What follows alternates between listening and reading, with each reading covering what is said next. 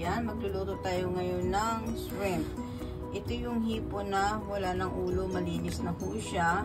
At pati yung likuran niya, pinalinis ko, wala na ho yung ano to, again to.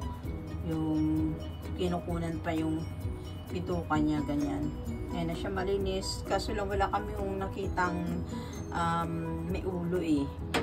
Kaya ito na lang muna ang ating menu for today. And meron tayong garlic at onion dyan, oyster sauce, and lemon. At meron ho tayong pinakuluan na broccoli.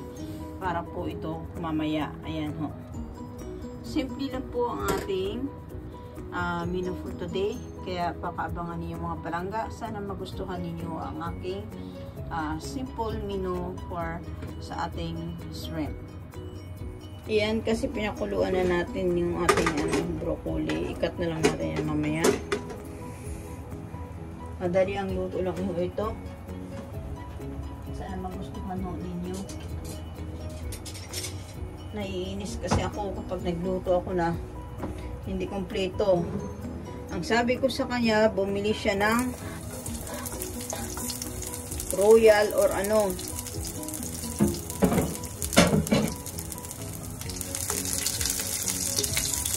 Or tawagin to, hula. Pwede naman ilagay doon eh. Ayan, antayin natin mag golden brown. Tsaka natin ilagay ang ating mamaya ako na ilagay ang ating sibuyas. Ilagay na natin isa-isa ang ating aray ko po.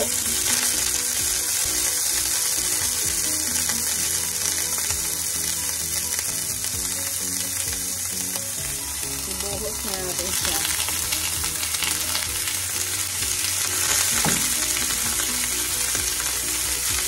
Halagera. Ang bango naman ito. Kailangan antay natin siya mag kulay pink. Pansika ng tika.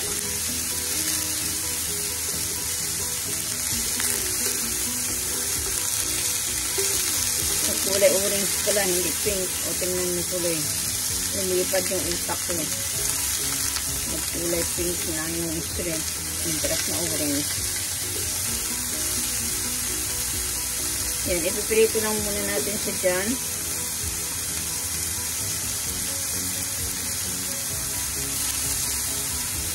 Saka natin mga isalagyan ng sabaw. At ihawin ko na, ihihiwa ko muna ang aking broccoli na pinakuluan.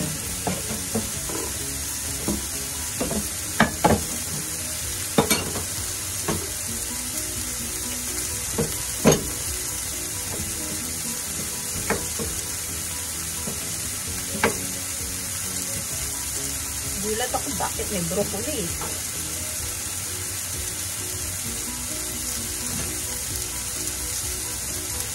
Hayaan mo na. Nataras yung minuto ni Tanaka.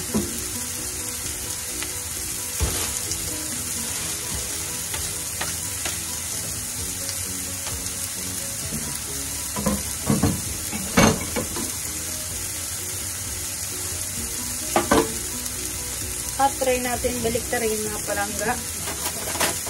Diretso na yun. Wala nang edit-edit yan ha.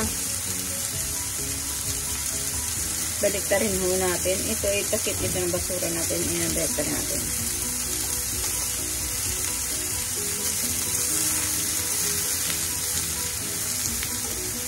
Maganda rin dito sana kung may butter.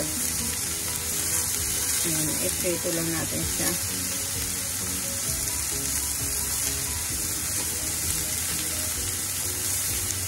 Wala eh. Pinapak niya ata pati butter eh.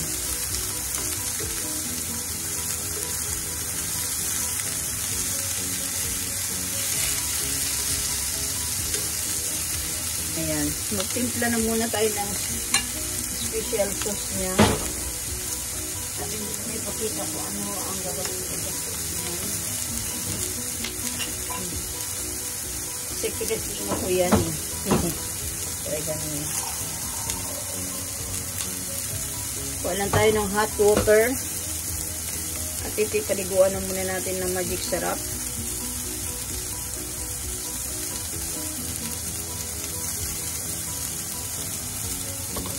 At lagyan na rin ho natin siya ng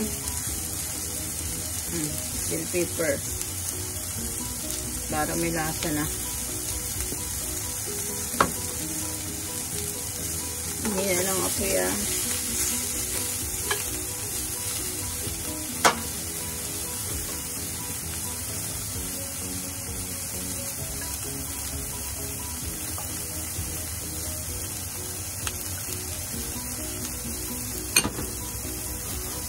At ilagay ko ng aking secret menu.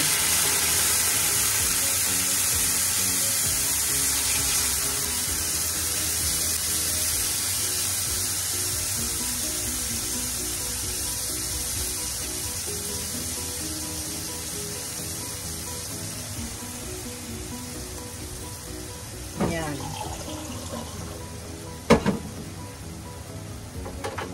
Hayaan natin siya mag-ano, sumipsip yung sabaw niyan. At pwede natin siyang dagdagan ng oyster sauce. Mga langga.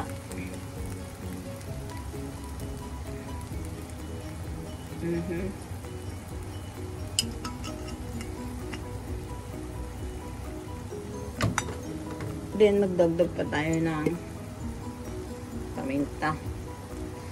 Para paminta wala na, ubos na. Wala na laman. Tapon na.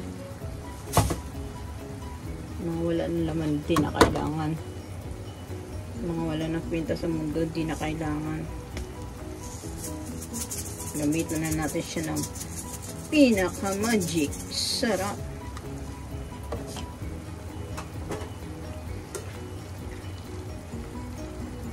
And pwede rin tayo dito mag-add ng sugar. Kasi ang sugar ho, mga palangga, ay sisip-sipin niya iyan. Tapos hanggang sa kumaunti ang sabaw niya. Diba? Wala tayong brown sugar. Mayroon tayo is white sugar. Mahirap dito makahanap ng brown sugar. May nalalaglag pang sugar. Oh.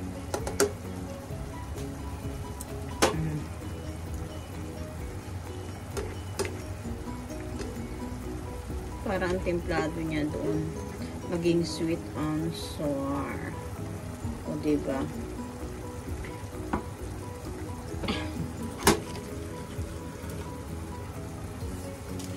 Ganyan mga langga. Ayan, binalikan natin. Kailangan maubos ang sabaw nito, ha? Hindi kailangan na hindi maubos.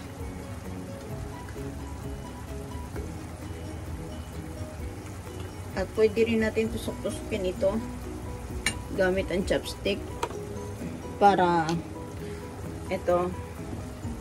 maano yung niya, loob niyan masipsip.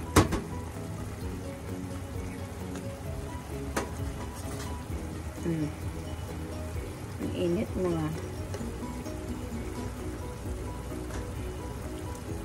Tapos ang init.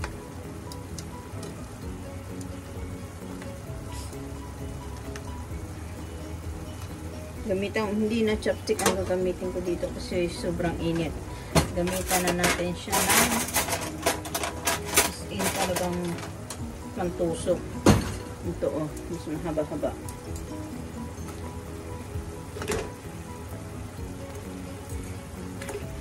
Para sa loob, diba? Niya, sipsipin niya doon yung laman. Pwede rin kasi natin balatan ito. Pero mas masarap kasi na minsan, lalo na pag may ulo, diba sabi ko sa inyo. Ayan, kumakunti na yung sabaw niya. Balik-baliktari lang natin. So, diba mga palangga. At mag-add na tayo dito ng sibuyas. Ito yung sibuyas. Napaganito ang aking hiwa. Yan. Kasi liliit din yan eh.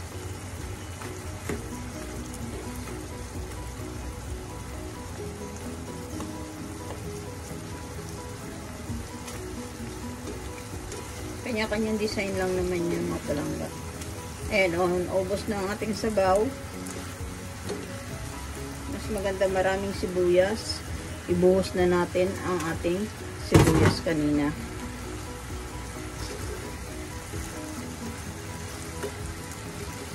Marami din binifactor itong sibuyas eh. Katawan. O, diba? Tingnan nyo mga palangga, o. Sinipsip niya na yung, laman. Ang loob lang. Bali, dagdagan natin siya kaunti.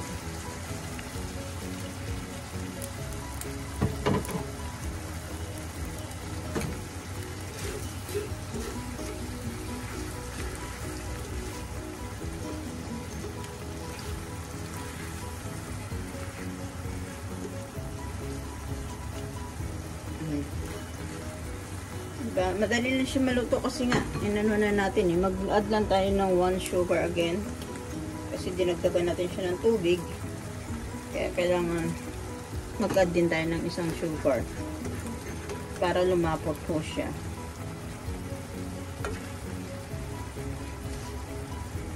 Then kaunting oyster sauce again para satisfied tayo sa ating niluluto. You know, at para tikman na natin.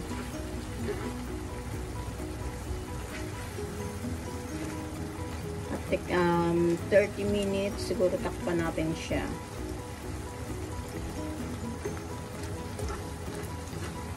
Kailangan wala na siyang sabaw-sabaw. Tikman natin mga palangga.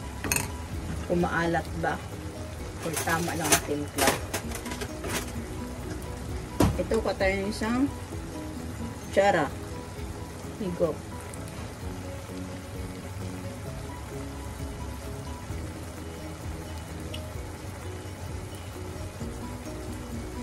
Manyaman man, uy. Ang talab. Sobrang tamis. Dagdagan natin ng tubig. Hot ang ilagay natin, Huwag cold, Magdagdag kayo ng tubig para anti-diabetes. Hot po ang ilagay ninyo, hindi to cold.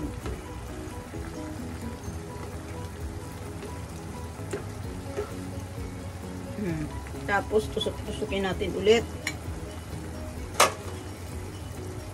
para ma-absorb niya ang sarap. Ay, hindi na ako uminom ng alak. Sarap na sana naman ito pang pang chibog. Joke lang. Pero hindi na, ayaw ko na uminom ng alak. Nag-yoga na ako. Magpapayat. Kung may occasion na siguro, ayan. Red wine.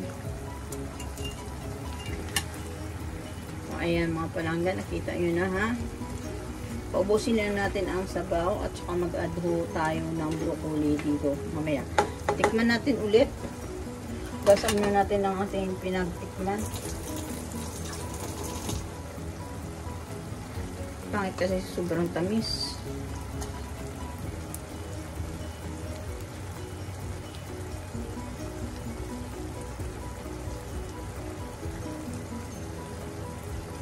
Okay. Very good na.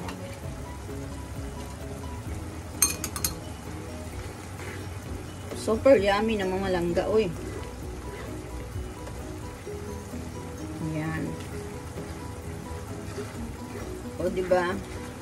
Nakinabangan din natin kahit na kaunti lang ang ingredients niya.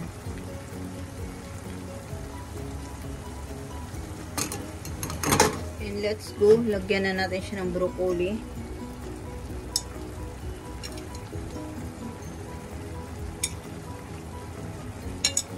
Ibudbud na natin ang broccoli dyan. Ayun, kasi pinakuluan na natin tong broccoli natin eh.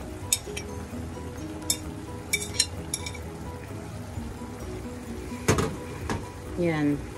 Well done. Yan na siya sa itaas. And, tingnan natin mamaya ang hakol nito.